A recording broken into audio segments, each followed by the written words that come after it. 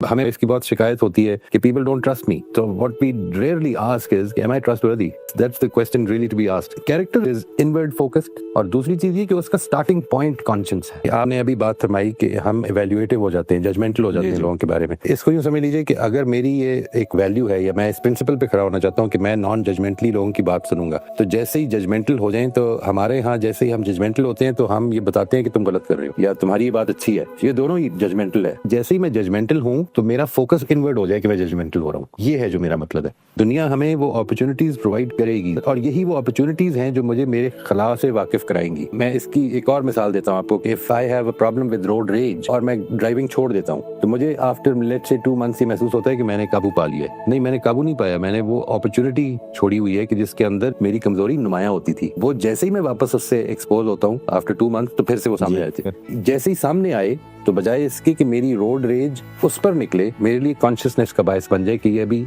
है और मुझे इसको ठीक करना है। This is what I mean कि इनवर्ड फोकस होता है कैरेक्टर का।